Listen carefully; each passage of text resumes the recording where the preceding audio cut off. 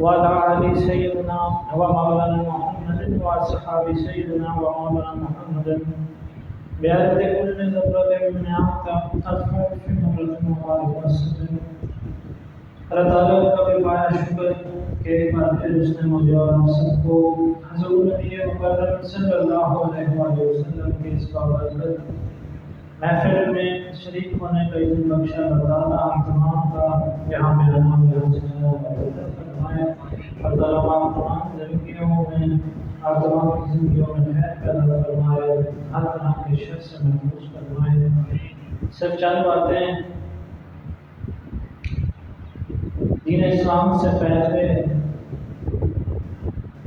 جو عورت کے حقوق تھے اس میں کسی قسم کا بھی عورتوں کے لیے, چاہے وہ بیٹی کی شکل میں ہے, چاہے وہ بیوی کی شکل میں ہے, چاہے وہ ماں کی شکل میں ہے, چاہے وہ بہن کی شکل میں ہے, ان کے حقوق صرف پامال کیے جاتے ہیں. ہر طرح کے معاملات, یہاں تک کہ زندہ بچیوں کو دلہور کر دینا, دفن کر دینا, اور جو زمانہ جاہلیت کی رسم و رواج تھے وہ تمام خواتین پہ, عورتوں پہ لاگو کیے جاتے تھے. اور حضور نبی مکرم صلی اللہ علیہ وسلم کے بظاہر اس دنیا میں آمد کے بعد, دین اسلام کے آنے کے بعد, وہ تمام معاملات حضور نبی مکرم صلی اللہ علیہ وسلم کی نالائق کے صدقے سے ختم کر دیے گئے. اور عورت کو جو مقام اور مرتبہ اللہ تعالیٰ نے عطا کیا وہ ہم سب بخوبی جانتے ہیں. اسی زمرے میں سے چند باتیں عرض کرنا چاہوں گا. آج معاشرے میں عورت کی عزت اور احترام کو یقینی بنانے کے لیے اس کے حق کا تحفظ ضروری ہے. اسلام میں عورت کو حق عطا کیا گیا اور مردوں کو بھی پابند کیا کہ وہ اس کے حق کی حفاظت کریں. قرآن پاک میں اللہ تعالیٰ ارشاد فرماتے ہیں کہ اے رسول مکرم صلی اللہ علیہ وسلم, مومنوں سے کہہ دو کہ وہ اپنی نظریں نیچی رکھا کریں اور اپنی شرمگاہوں کی حفاظت کریں. یہ ان کے لیے پاکیزگی کا واجب ہے. اللہ اس سے واقف ہے جو کچھ وہ کرتے ہیں. اب یہاں پہ مومن مردوں کے لیے اللہ تعالیٰ نے یہ حضور نبی مکرم صلی اللہ علیہ وسلم کے ذریعے سے ارشاد اور حکم جاری کر دیا کہ اپنی نظروں کو نیچی رکھیں, اپنی شرمگاہوں کی حفاظت کریں. محض عورت کو عزت دینے کے لیے, عورت کے پردے کا تحفظ رکھنے کے لیے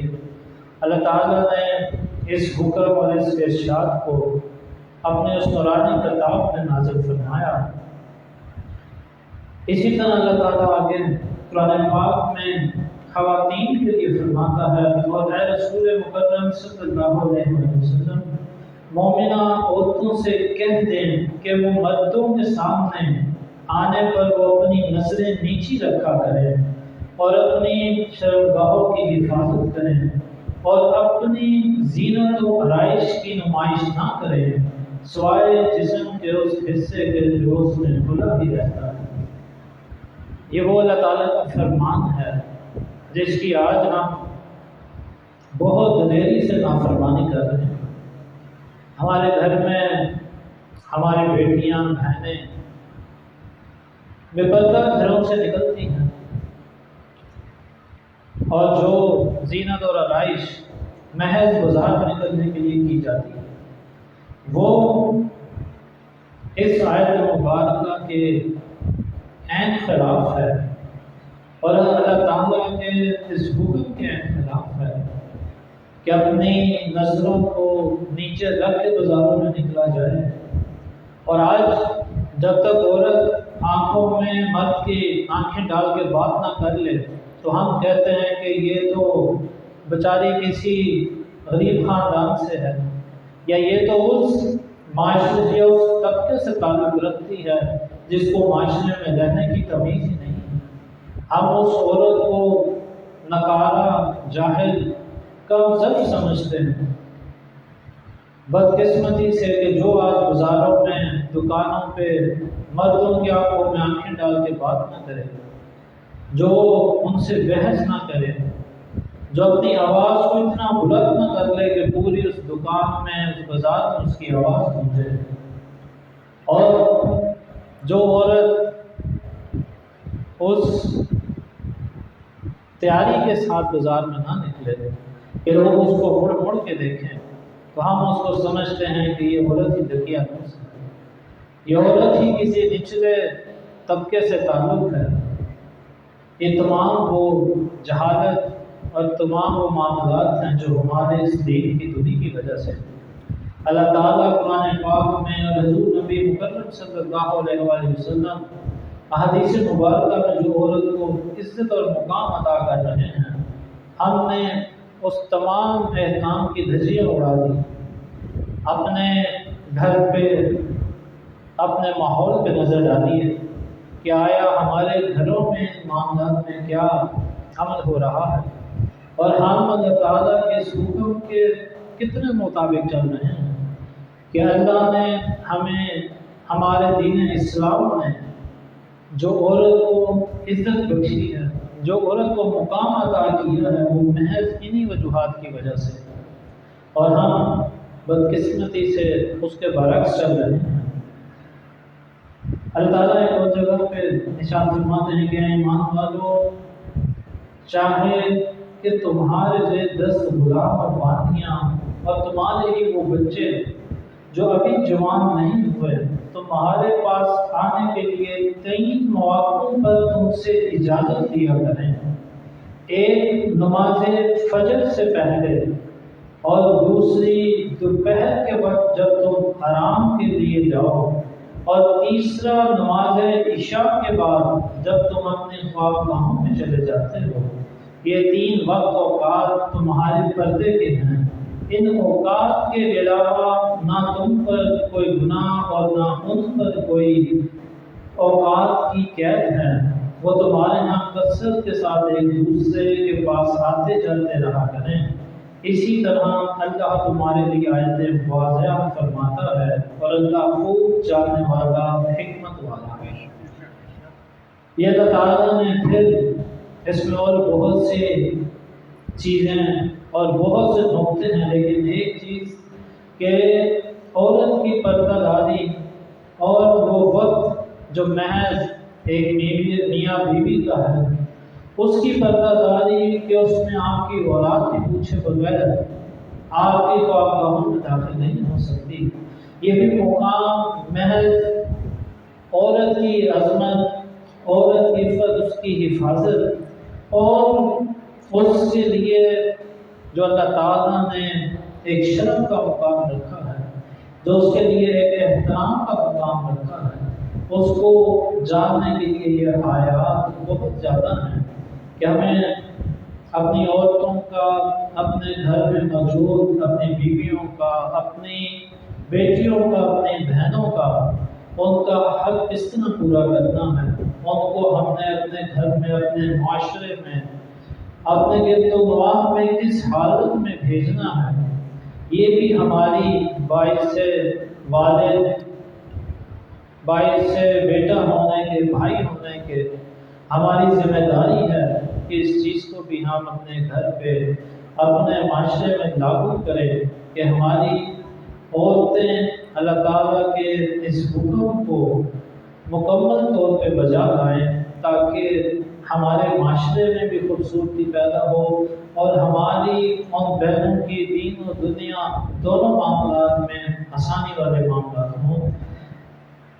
ایک اور جگہ پہ اللہ تعالیٰ ارشاد فرماتے ہیں عورت کی رازداری کے حق کے طور پہ کہ اے لوگوں جو ایمان لائے ہو، اپنے گھروں کے سوا دوسرے گھروں میں اس وقت تک داخل نہ ہوا کرو جب تک اس کی اجازت نہ لے لو،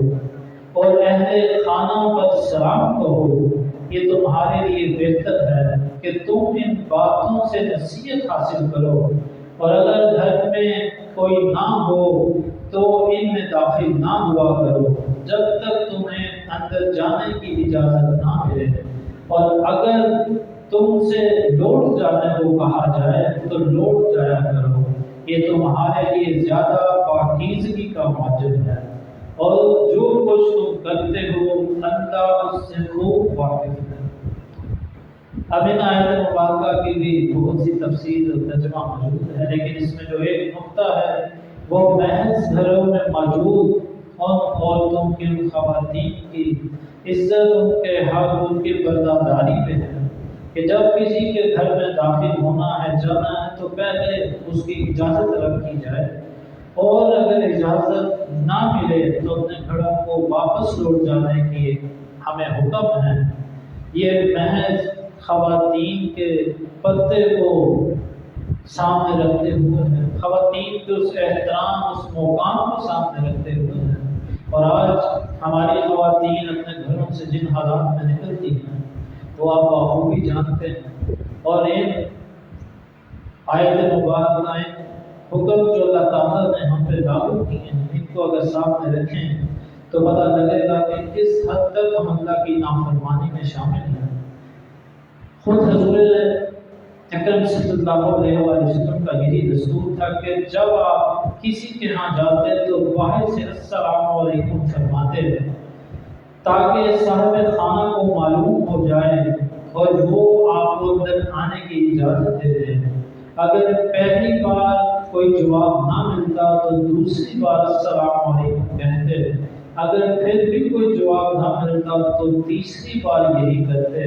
اور اس کے بعد بھی جواب نہ ملنے پر واپس تشریف لے جاتے۔ یہ وہ عمل ہے جو حضور نبی اکرم صلی اللہ علیہ وسلم نے اپنی عملی زندگی میں تمام مسلمانوں